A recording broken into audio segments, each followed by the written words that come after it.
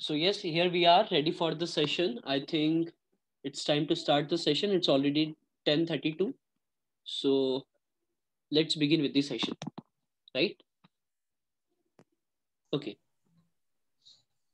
I request you all to mute yourself.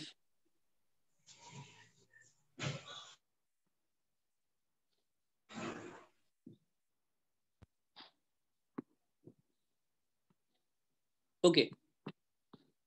So in yesterday's class, we studied about the vocabulary of chapter number 14 and 15 togetherly, right? हम लोगों ने क्या किया था, 14 और 15 दोनों चैप्टर की हम लोगों ने क्या कर ली थी, vocabulary साथ में डिस्कस हम लोगों ने कर ली थी. Yes or no, dear students?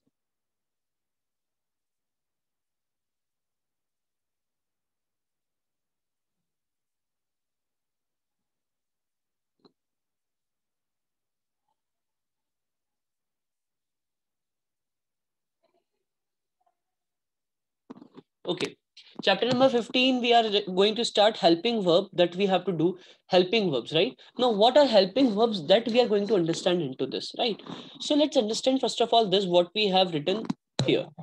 Action words sometimes need is, am, are, was and were before ing forms of verb. ठीक है, to show that the action is or was still continuing, we add ing to the verb. Understand this one students कि यहाँ पे क्या कहना चाह रहा है. Action words क्या होते हैं?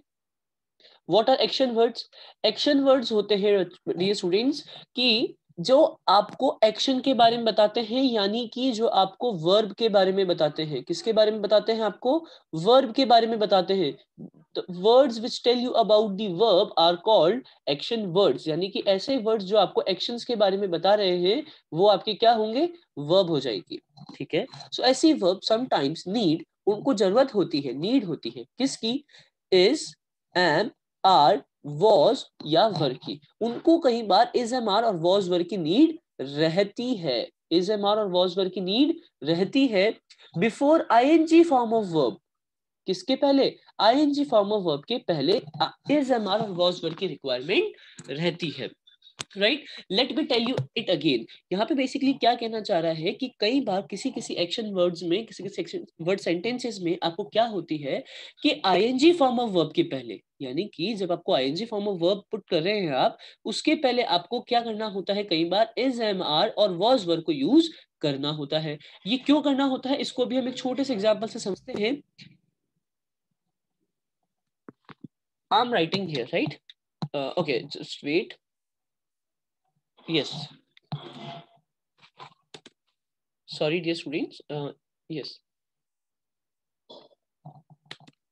Here I am writing he playing cricket. He playing cricket. He playing cricket.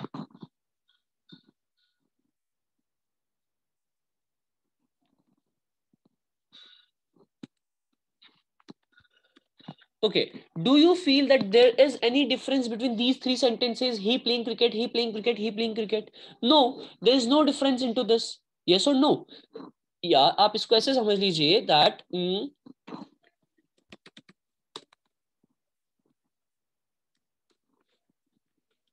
yes, अगर मुझे अभी ये पता करना है कि कौन सा प्रेजेंट का है या कौन सा फ्यूचर, कौन सा पास्ट का है, तो क्या मैं भी पता कर पाऊंगा? Will I be able to judge कि he playing cricket present tense को बता रहा है या he playing cricket past tense को बता रहा है? Will I be able to judge? मुझे पता नहीं पड़ेगा कि कौन सा टेंस प्रेजेंट टेंस का है, कौन सा टेंस पास्ट टेंस का है. इस रीजन से डियर स्टूडेंट्स क्या किया जाता है, हेल्पिंग वर्ब को काम में लिया जाता है. किसको काम में लिया जाता है? हेल्पिंग वर्ब को काम में लिया जाता है. हेल्पिंग वर्ब क्या करती है? Helping verb tells you about, helping verb tells you about the time of action. Helping verb आपको क्या करती है? Action of, time of action के बारे में आपको बताती है कि एक्शन जो है किस टाइम पे हुआ है. इसके बारे में आपको इंफॉर्मेशन कौन देता है? हेल्पिंग वर्ब ही देती है. ठीक है, दिस इज, यहाँ पे एग्जांपल से समझिए आप. He is reading a book. अब रीडिंग तो कर रहा है बट ये इज आया तो उससे मुझे पता पड़ा ओके ये सेंटेंस प्रेजेंट टेंस का है. दे आर प्लेइंग, प्ले कर रहे हैं, दैट इज गुड. बट ये आर जो है ये मुझे क्या बताता है, हेल्पिंग वर्ब है और ये मुझे टाइम के बारे में बता रहा है, टेंस के बारे में बता रहा है. एम जो है ये किसके पहले आता है, गोइंग के पहले आता है. सो this is telling me that am is used before the ing form of verb. So let's recall it. Basically यहाँ पे हो क्या रहा है, helping verb होती क्या है.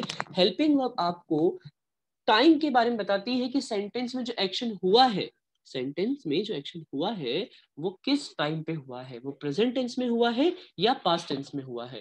Who tells us that thing, who tells us that thing, helping verb. ये हमें कौन बताता है, इसका इंफॉर्मेशन हमारे को हेल्पिंग वर्ब ही देती है, इसकी इंफॉर्मेशन हमारे को हेल्पिंग वर्ब ही देती है dear students. I hope you are getting. So this is am, are, was and were, ये सब क्या है, आपकी हेल्पिंग वर्ब्स ही है. ये इज, एम, आर, वॉज, वर सब क्या है, हेल्पिंग वर्ब्स ही है. और ये कहाँ लगती है, आईएनजी फॉर्म ऑफ वर्ब के पहले लगती है. ING form just now we have studied.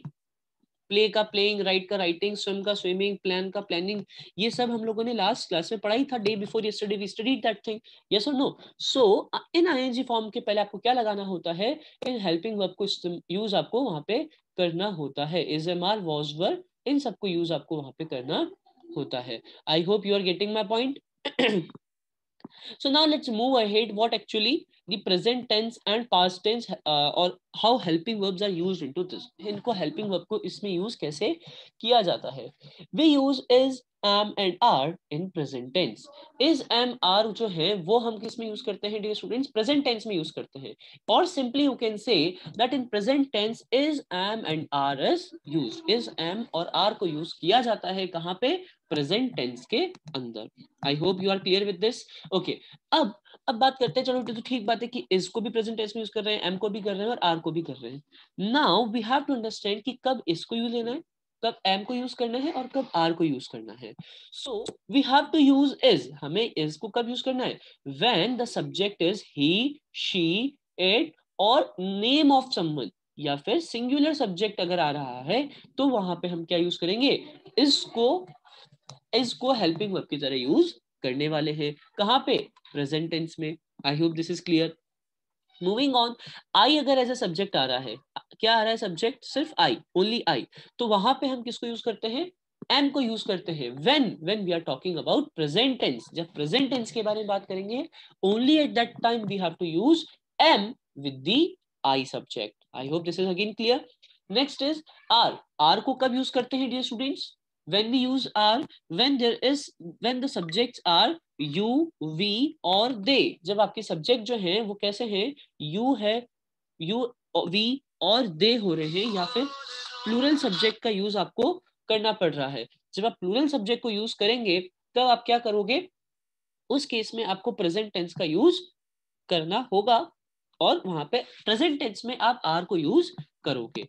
Right dear students. So present tense की अगर मैं बात करता हूं, ही, शी, इट और नेम के साथ में इसका यूज करूंगा, आई के साथ एम का यूज करूंगा, यू, वी और दे के साथ में आर का यूज करूंगा. I hope this is completely clear to you all. ये आपको सब समझ में आ गया है. ठीक है, एग्जाम्पल्स के साथ इनको समझते हैं dear students. The baby is crying badly. The baby is crying badly, यानी कि बेबी जो है वो बहुत जोर से रो रहा है. The baby is crying badly. तो बेबी सिंगुलर है बेटा, बेबी कैसा है, सिंगुलर है. ठीक है, और उसके साथ हमने इसको यूज कर लिया. इसको क्यों यूज किया, जस्ट बिकॉज कि बेबी जो है सिंगुलर सब्जेक्ट है और हम प्रेजेंट टेंस की बात कर रहे हैं तो इसको यूज करेंगे, और क्राइंग को जो यूज करना है वो तो हम कर ही रहे हैं. ठीक है, just a second dear students. Yes, read the second example. They are waiting for us. They are waiting for us.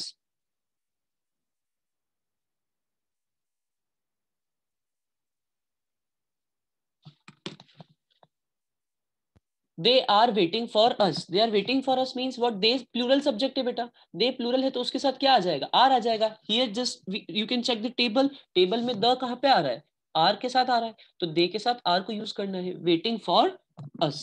ठीक है, तो यहाँ पे आपको इस तरीके से इसको यूज करना है. I am baking cake. I जो है बेटा वो कैसा सब्जेक्ट है, I एक सिंगुलर भी हो सकता है, प्लूरल भी हो सकता है, बट इसको हमने नॉर्मल कंडीशन में डाल रखा है, इसको अलग कंडीशन में डाल रखा है। और यहाँ पे हम लोग क्या कहते हैं कि आई के साथ क्या यूज होता है, एम यूज होता है। सो आई के साथ एम यूज कर देंगे और baking cake as it is आ जाएगा।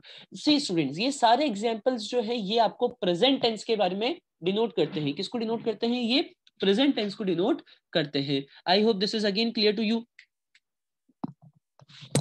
Right. Next we have is the past tense. Past tense के बारे में जब बात करेंगे डियर स्टूडेंट्स, तो क्या होगा पास्ट टेंस में, we use was and were in past tense. Past tense में हम किसको यूज करते हैं, वॉज और वर को यूज करते हैं। किसमें, पास्ट टेंस में। I repeat, we use was और were in past tense, right. Was कब, जब सिंगुलर सब्जेक्ट होता है। सिंगुलर सब्जेक्ट अभी अभी मैंने पढ़ा है आपको, कौन कौन से होंगे सिंगुलर सब्जेक्ट, कौन कौन से होंगे dear students, tell me fast.